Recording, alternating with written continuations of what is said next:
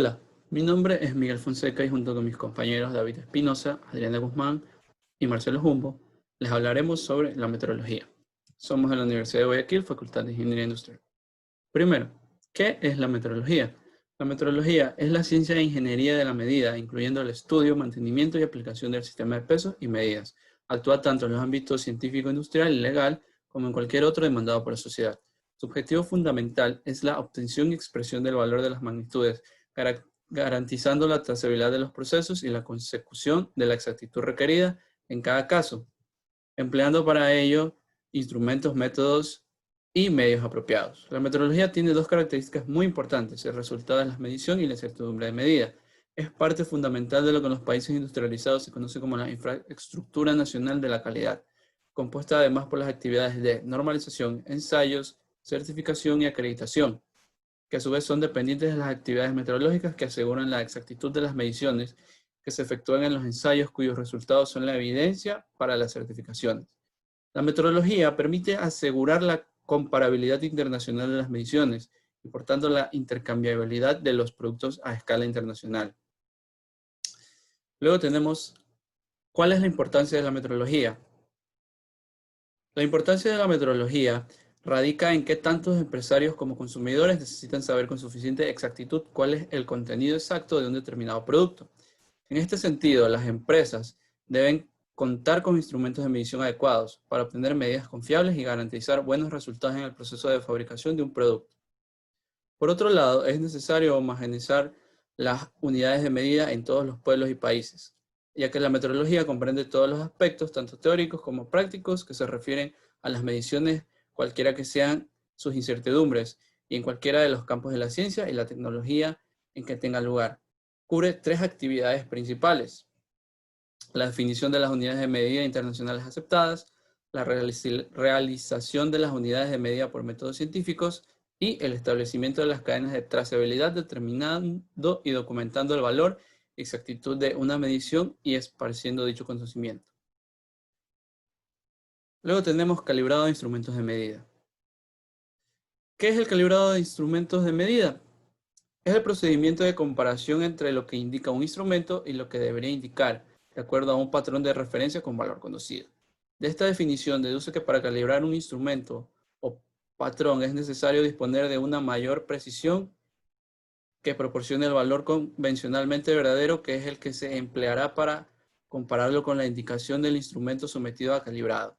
Esto se realiza mediante una cadena interrumpida y documentada de comparaciones hasta llegar al patrón primario, y que constituye lo que llamamos trazabilidad. El objetivo del calibrado es mantener y verificar el buen funcionamiento de los equipos, responder a los requisitos establecidos en las normas de calidad y garantizar la fiabilidad y trazabilidad de las medidas.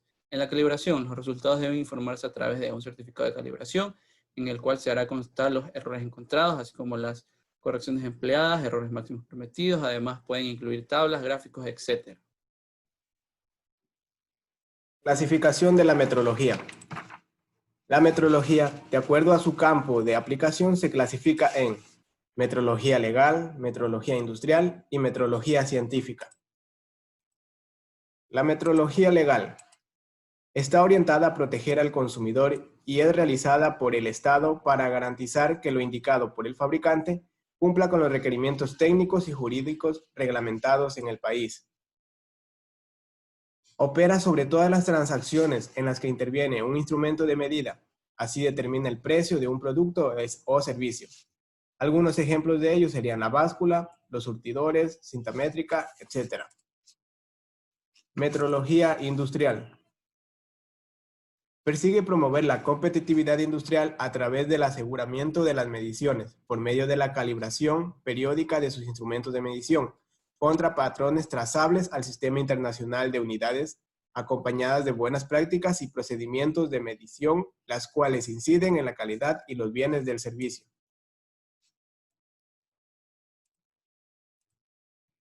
Y tenemos a la metrología científica. Se ocupa de los problemas técnicos y experimentales de la medición, entre ellas la realización experimental de las unidades de medida y la custodia y mantenimiento de patrones, así como la investigación y desarrollo de nuevas técnicas de medición. Se podría decir que es la parte de la metrología relacionada con las mediciones de la más alta precisión y la más alta exactitud, así como el mantenimiento y desarrollo de los patrones de medición de un país. Errores de medición. ¿Qué es el error de medición? Cualquier medición de una magnitud difiere respecto al valor real, produciéndose una serie de errores que se pueden clasificar en función de las distintas fuentes de donde se producen. El error experimental siempre va a existir y depende básicamente del procedimiento elegido y la tecnología disponible para realizar la medición. Entonces, se define como error de una medida a la diferencia entre el valor obtenido en la medición y el valor real de la magnitud medida. Clases de errores en la medición. Las causas de error pueden ser diversas, de tal manera que el error total cometido es el resultado de la acumulación de varios errores parciales debido a circunstancias diversas. Esto ha dado lugar a que los errores se clasifiquen en errores sistemáticos y accidentales.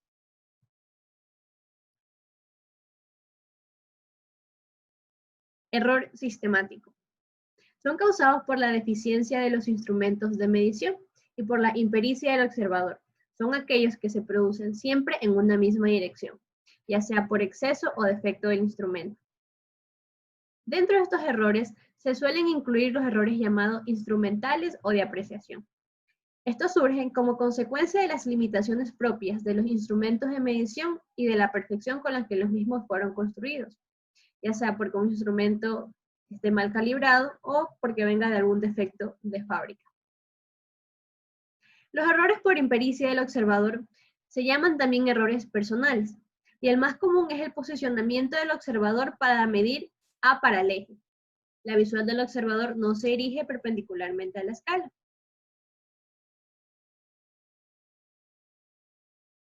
Error casual o accidental. Son los producidos por fluctuaciones desconocidas o imprevisibles de las condiciones experimentales, es decir, están fuera del control del observador. Los errores casuales pueden predecirse o al menos ser acotados a través de las teorías o modelos físicos, lo cual se justifica cuando se realiza una gran cantidad de veces la determinación de una misma magnitud. Tipos de errores en la medición. Tenemos el error absoluto, que está anotado por delta X. De una medición directa se obtiene la diferencia entre el valor obtenido y el valor aceptado como verdadero. Aquí está su fórmula. Otro más es el valor aceptado como verdadero. Este se obtiene dividiendo la sumatoria de todas las mediciones para el número de las mismas. A este valor se lo conoce como promedio o media aritmética. Error relativo porcentual. Se obtiene dividiendo el error absoluto para el valor aceptado como verdadero y multiplicado por 100. Ahora, el valor probable de la lectura se puede dar de dos formas, ya sea utilizando el error absoluto o el error relativo porcentual. Ahora vamos a ver un pequeño ejercicio. Al amasar un objeto 3 veces hemos obtenido los siguientes resultados. 25,3 gramos, 23,7 gramos, 20,8 gramos. Determinar A. El valor aceptado como verdadero. B. El error absoluto de la segunda medición. C. El error relativo porcentual de la segunda medición. Y D. Expresar su lectura. En el literal A, como nos piden el valor aceptado, aplicamos la fórmula antes vista, es la sumatoria de todas las mediciones dividido por el número de las mismas, que nos da como resultado 23,27 gramos. Literal B, el error absoluto en la segunda medición, aplicamos la fórmula, que es la segunda medición, menos el valor aceptado como verdadero, y nos da 0,43 gramos. C, el valor relativo porcentual de la segunda medición. Aplicamos así también la fórmula, que es el valor absoluto, en este caso de la segunda medición, dividido por el valor aceptado como verdadero, multiplicado por 100. Esto nos da un error de 1,84%. Y expresar su lectura. Aquí la hemos expresado utilizando el error relativo porcentual. y nos queda 23,7 gramos con un error de 1,84%. Instrumentos de medición. Clasificación. Las herramientas de medición y verificación se han venido usando desde el principio de los días para la construcción de todo tipo de cosas y se utilizan para la nivelación y elevación de las piezas o para la medición geométrica o dimensional de las mismas.